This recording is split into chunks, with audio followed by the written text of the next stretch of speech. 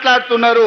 ఇవాళ చెంచు బిడ్డలు భూమిలో సోలార్ పవర్ ప్లాంట్ పెట్టుకొని ఈరోజు అక్కడ చెట్లు నాటి ఉపాధి వచ్చింది.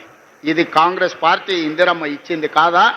ఇవాళ నిన్నగాక మొన్న జరిగిన పహల్గాం నేపథ్యంలో ఇండియా పాకిస్తాన్ యుద్ధం జరిగిన తర్వాత ప్రధానమంత్రి ఎట్లా ఉండాలంటే ఇందిరమ్మ లాగా ఉండాలి, నిటారుగా నిలబడి దేశాన్ని రక్షించాలి. పాకిస్తాన్ తోటి యుద్ధం చేసి యుద్ధంలో పాకిస్తాన్ని రెండు ముక్కలు చేసి ఒక ముక్క బంగ్లాదేశ్, రెండో ముక్క పాకిస్తాన్ అని ఇందిరమ్మ నిరూపించింది 54 ఏళ్ల క్రితం.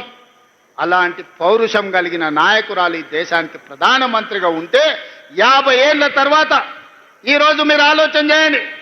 ఎంతో మంది ప్రధానమంత్రులైన, ఎంతో మంది రాష్ట్రపతులైన, కానీ తండాలలో, గూడాలలో, మారుమూల పల్లెల్లో వాళ్ళ పేర్లు గుర్తు లేవు. కానీ ఏ గూడెంలో ఏ ఆదివాసి దగ్గరికి వెళ్ళి వాళ్ళని తలుపు తట్టండి, వాళ్ళ గుండెలోకి తొంగి చూడండి, వాళ్ళ గుండెల్లో ఇందిరమ్మ ఉన్నదా లేదా 50 ఏళ్ల తరువాత కూడా ఇవాళ పేదోడి గుండెల్లో, తండాలలో, గూడాలలో ఇందిరమ్మ ఉన్నది అంటే మన అమ్మ కంటే ఎక్కువగా మనల్ని ప్రేమించింది, మన బాగు కోరుకున్నది, మన బతుకులు బాగు చేసింది. అందుకే ఈ రాజ్యం ఇందిరమ్మ రాజ్యం.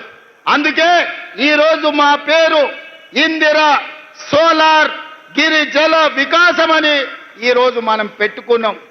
పేదోళ్ళు, దళితులు, గిరిజనుల గూడాలలో వాళ్ళ కళ్ళల్లో వెలుగు చూడాలి అని చెప్పి ఇందిరమ్మ ఆనాడే పునాదులేసింది.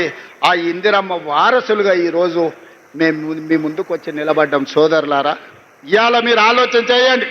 10 ఏళ్ళు తెలంగాణ రాష్ట్రంలో ఏ ఒక్కనాడైనా ముఖ్యమంత్రి వచ్చిండా, గిరిజనులను కలిసిండా? ఇప్పుడే మా సీతక్కతో అడిగిన, ఒకనాడు తాడువాయి మండలంలో ములుగు నియోజకవర్గంలో గిరిజనులు ముఖ్యంగా అక్కడ ఉండే గొత్తికోయలు పొలం దున్నుకున్నారని ఆడబిడ్డల్ని చీరలిప్పి చెట్ల కట్టేసి కొట్టే ఆనాడు 20 కిలోమీటర్ల అడవిలో నడుచుకుంటే నేను సీతక్క పోయి ఆనాడే చెప్పినాం, ఈ గిరిజనులకు అండగా నిలబడతాం, ఈ జనులు ఆదుకుంటామని. ఆ గిరిజనులకు అటవీ హక్కుల చట్టం తీసుకొచ్చి 6,70,000 ఎకరాల భూ పంపకాలు, పోడు భూముల పట్టాలు Congress party doctor YS Rajasekhara Reddy గారు ముఖ్యమంత్రిగా ఉన్నప్పుడు సోనియా గాంధీ గారి నాయకత్వంలో మనం ఇచ్చిన మాట వాసం కాదా? అందుకే ఇవాళ ఈ నల్లమల్ల డిక్లరేషన్లో నేను మాట ఇస్తున్నా.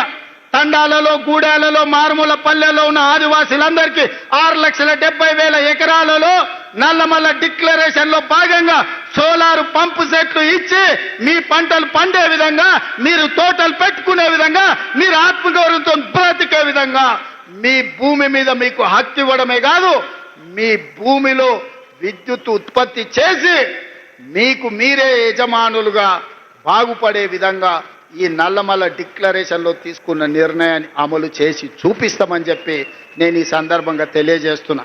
నేను గ్రామాల నుంచి వచ్చిన కాబట్టి పేదవాళ్ళ కష్టాలు నాకు తెలుసు. నల్లమల్లను అభివృద్ధి పదం వైపు నడిపించే విధానం నాకు తెలుసు. తెలంగాణ రాష్ట్రాన్ని ఏ విధంగా పునర్నిర్మించాలో ఇవాళ మీ అందరి ఆశీర్వాదంతో ముందుకు వెళ్తున్నాం. కొంతమంది కుట్రలు చేయొచ్చు, కుతంత్రాలు చేయొచ్చు, వాళ్ళకున్న అక్రమ సంపాదనతో సోషల్ మీడియాలో మన మీద దుమ్మెత్తి పొయ్యొచ్చు, కానీ నిజం అనేది తెలుస్తుంది. ఆ నిజం ఎట్లా తెలుస్తుంది అంటే సన్న బియ్యంతో బుక్కెడు పువ్వ కడుపులకు పోయినప్పుడు ఆ ఆడబిడ్డకు తెలుస్తుంది, వాళ్ళ పిల్లలకు బుక్కెడు పువ్వ పెట్టినప్పుడు, ఇంటానికి పెట్టినప్పుడు ఇది ఇందిరమ్మ రాజ్యంలో మా రేవంత్ అన్న ఇచ్చుడు సన్న బియ్యం అని చెప్పి ఆ ఆడబిడ్డలకు తెలుస్తుంది. ఇవాళ 60,000 మంది నిరుద్యోగ యువకులు ఉద్యోగాలు వచ్చి ప్రతి నెల జీతం కోసం సంతకం పెట్టినప్పుడు ఈ ఉద్యోగం మా రేవంత్ అన్న ఇచ్చిండు, ఆయన వచ్చినాకనే మాకు ఉద్యోగం వచ్చింది అని చెప్పి అతను గుర్తు చేసుకుంటాడు.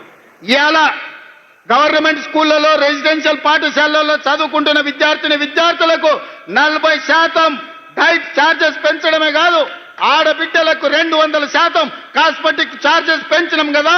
ప్రతి నెల అవి పొందినప్పుడు ఆ బిడ్డలు గుర్తు చేసుకుంటారు. ఇదే కాదు, రైతు రుణమాఫీ 20,617 కోట్ల రూపాయలు, 25,55,364 మంది రైతులు పాస్ పుస్తకం చూసినప్పుడల్లా మా సోదరుడు రేవంత్ రెడ్డి 2 లక్షల రూపాయల వరకు 21,000 కోట్ల రూపాయల రైతు రుణమాఫీ చేసిండని మా రైతులు గుర్తు చేసుకుంటారు. ఈ విధంగా చెప్పుకుంటూ పోతే 50 లక్షల కుటుంబాలు ఇవాళ 200 యూనిట్లు ఉచిత కరెంటును ఈ రోజు పొందుతున్నాయి. 3,10,00,000 మంది తెలంగాణ రాష్ట్రంలో సన్న బియ్య లబ్ధిదారులు ఉన్నారు. వీళ్ళందరూ గుర్తు చేసుకున్నప్పుడు ఆ సన్నాసులు సోషల్ మీడియాలో చేసే తప్పుడు ప్రచారం నాకు ఒక లెక్కన అని చెప్పి ఈరోజు మీ అందరి ముందర నేను చెప్పదలుచుకున్నా. కాబట్టి మిత్రులారా, ఎవడు ఏది చెప్పినా నిజం మీకు తెలుసు, నిజం మీ కళ్ళ ముందలు ఉన్నది. నిజాన్ని నిర్భయంగా కాంగ్రెస్ పార్టీ కార్యకర్తలు, తెలంగాణ బాగు కోరుకునే వాళ్ళు నిర్భయంగా నిటారుగా నిలబడి చెప్పండి. ముఖ్యంగా మా ఆడబిడ్డల్ని, 1,00,00,000 మందిని కోటీశ్వరులను చేసే బాధ్యత మాది. పోయిన సంవత్సరం సెర్పులో 15,000 కోట్లు, మెప్మాలో 6,000 కోట్లు, 21,000 కోట్లు సంఘాలకు లింకేజ్ ఇచ్చినాం. ఈసారి ఇప్పటికే 15,000 కోట్లు లక్ష్యం పెట్టుకుంటే 20,000 కోట్ల రూపాయలు ఈ సంవత్సరం కూడా మా ఆడబిడ్డలకు బ్యాంకు లింకేజ్తోని మా బట్టి గారు అందించారు. ఎవరైతే లబ్ధి పొందినరో లబ్ధి పొందిన వాళ్ళు గుర్తుపెట్టుకుంటే చాలు. ఎవడైతే తప్పుడు ప్రచారం చేస్తుండో కడుపు నిండా విషం పెట్టుకొని ఆ విషంతో విష ప్రచారం చేయడం ద్వారా మన ప్రతిష్టకు భంగం కలిగించాలనుకుంటున్నారు. నేను వాళ్ళందరినీ పట్టించుకోదలుచుకోలేదు, వాళ్ళ దిక్కు చూడదలుచుకోలేదు. ప్రతి ఊర్లో ఒకడో ఇద్దరో తాగుబోతులో సన్నాసులో ఉండనే ఉంటారు. అంత మాత్రాన ఊరేమన్నా పాడైపోతుందా? ఊరికేమన్నా దరిద్రం వస్తుందా? మిత్రులారా, తెలంగాణ రాష్ట్రంలో కూడా 5 మందో 10 మందో నాయకులు సన్నాసులు ఉండొచ్చు, దరిద్రం ఉండొచ్చు, కడుపు నిండా విషం ఉండొచ్చు. కానీ కష్టపడే మీ సోదరుడు మీ రేవంత్ అన్న రోజుకు 24 గంటలు మీకోసం కష్టపడతాడు. నల్లమల పౌరుషాన్ని, నల్లమల పరిపాలనను దేశానికి ఆదర్శంగా నిలబెడతాడు. ఈ రాష్ట్రాన్ని అభివృద్ధి పదం వైపు నడిపించడానికి ఆశీర్వదించి అండగా నిలబడ్డందుకు మీకందరికీ మనస్ఫూర్తిగా ధన్యవాదాలు తెలియజేస్తూ